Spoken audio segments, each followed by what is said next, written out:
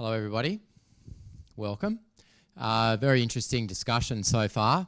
Some of my presentation has got some repeat themes in it, so I apologise for that. Standing here going, everyone's stealing my lines, but anyway. So what I wanted to start with is by actually asking everybody in this room who here considers themselves a professional.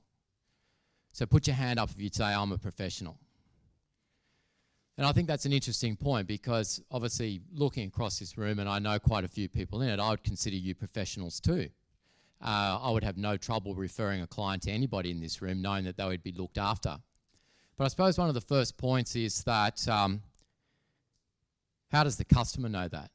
How does the consumer know that? And how do they know how to differentiate a professional agent from another? Also, the other thing is, we say we are professional, but are we really? And I think part of this journey towards being a professional is actually to set a standard that actually may be higher than what we all in this room aspire to, and I think that that's a very good thing. So the way I looked at this path to professionalism is, why are we bothering? Like, why bother? To get change from humans, generally it has to start with it appealing to their self-interest. And I think that we're at an interesting point. I think, Kyla, you made an interesting point there about a renaissance and what is old is new again. And I think we are actually at that point. And I think for us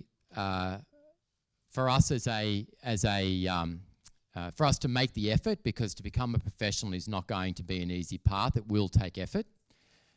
We have to look at that and say, what's in it for us and why would you do it?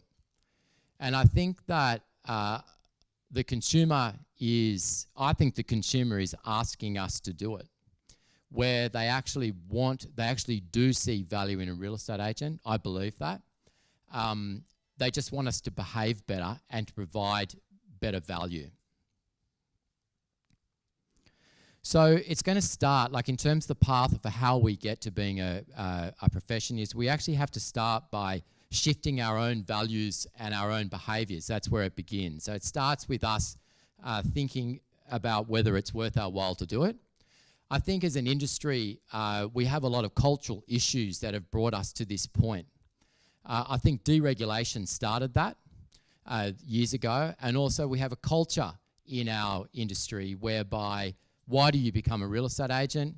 It's because you want to drive a Mercedes and fly first class to London.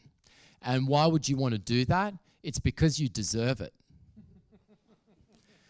And that culture, I think, has come back to cause us trouble. And where we need to shift to, and what the consumer wants us to do, is to actually act with a degree of responsibility.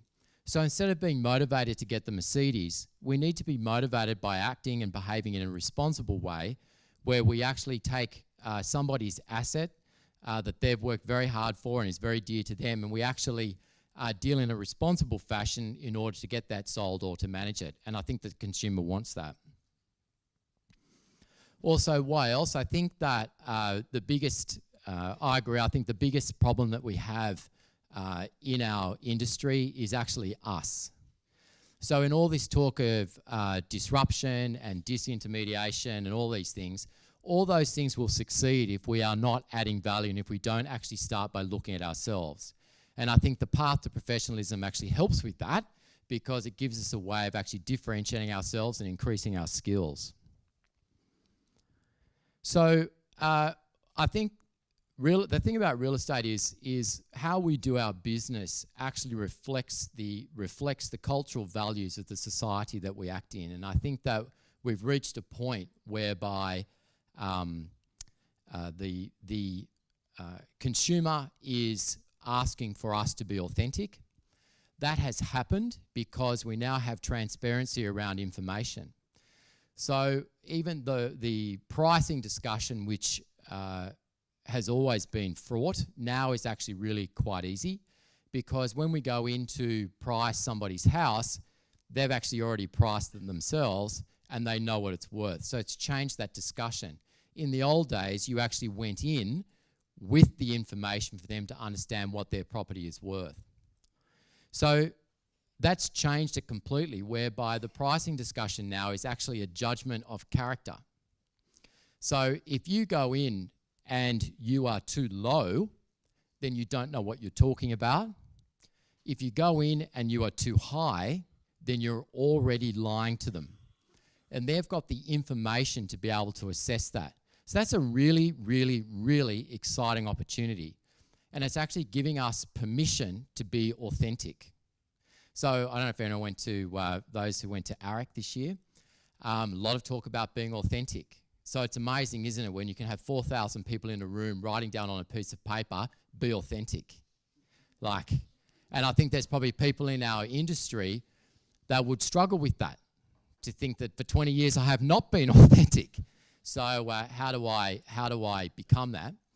And I think that, I actually think that where the consumer is giving us permission to be authentic and to tell the truth. And the reason we can do that is because they can judge us on that, and then they can form a character judgment on us. So I think it's a very, very exciting time for us. And I think the path to professionalism actually will help us differentiate ourselves from all of those people who are doing the low fee model, and there'll always be room for that. It would allow us to be able to charge more. It would allow us to be able to separate ourselves in a crowded market. And I also think it's our biggest protection that we have against disruption. So I know in our firm, we spend a lot of time talking about how are we adding value. And of course, adding value now is a range of things to different people depending on who you're talking to. So whether it's getting an extra 10% on the rent, whether it's getting an extra $50,000 in the on-floor negotiation that you're having in an auction, whether it's because you've actually helped them get their property ready for selling by styling, painting, all the things that have to be done to organise it. Everybody has different ways of actually differentiating value. And I think one of the big things that we can do is to stand out from an education point of view and a standards point of view and actually be a profession. So,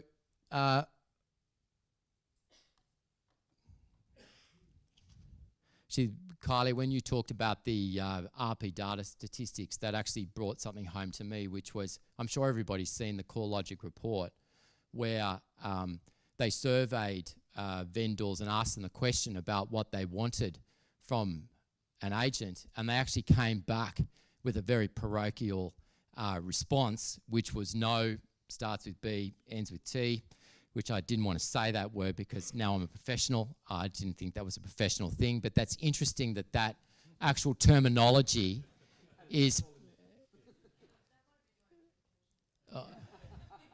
but it's interesting that that sort of terminology is used, you know, that they're that strong in it. So in terms of the path to professionalism, we're actually already on the path of it, and the changes that are coming to the educational standards that Victor spoke to and alluded to, it's actually already here. So we're moving down this path without actually having to do anything because it's going to increase our standards. So the certificate of registration is going to 7 units of competence now. It was 4. But the basic crux of it is that certificate of registration are going to be able to do less things, and they're going to have to be supervised more. So we can look at that to say that's onerous. So things like a certificate of registration would not be able to enter into a contract like an agency agreement that may need to be signed off by a licensee or a licensee in charge. So when you think about that now, I've got a lot of people with certificate of registrations that are running around doing that very task, but that's one of the restrictions that will come. Obviously, the point of these things is to encourage people to actually get educated. And education is a good thing, right? The more that we can have it, the better. What have I done? Real estate license must complete the certificate 4 and must do 12 months of experience. So I think that's very good. So at least, you know, I remember when I started it was 2 years, so 12 months. Licensee in charge, a new category. where it's a diploma level qualification, so certificate 4, plus an equivalent qualification in business management. So a greater emphasis on how to manage a business, and 2 years experience with a licensed business. So again, more onerous qualification, but actually it's just returning to what we had in the past.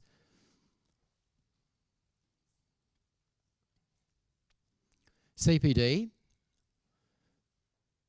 So certificate holders don't need to do a CPD because they'll be completing their certificate 4 in property services. License holders and licensees in charge will change from 12 points to 6 hours. So instead of just getting your points basically off the internet, you actually now need to do face-to-face education. 3 hours of that will be mandatory and 3 hours will be elective. And a licensee in charge has to do an additional 3 hours of CPD focused on business skills. So a massive upgrade in what's going to be expected of us. So where does this link to professionalism? By actually fitting in with those standards, we're actually moving down the path. So I'm not sure if I've got these levels exactly right.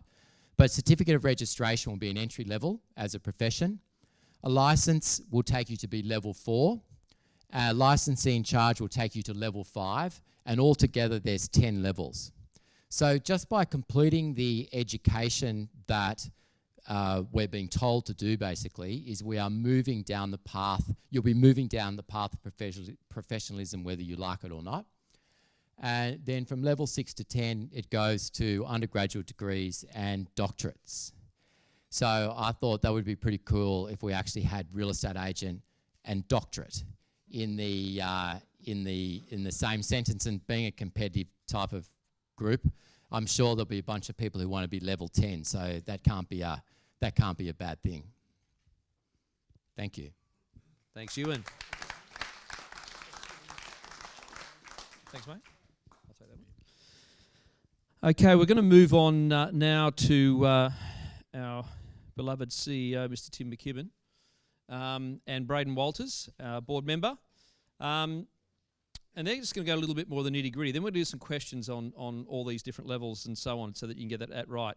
And Ewan just made one little error there. The actual 3 hours of CPD can be done online. It'll just be very restricted and regimented in terms of what you can do online. So that just make that one crystal clear.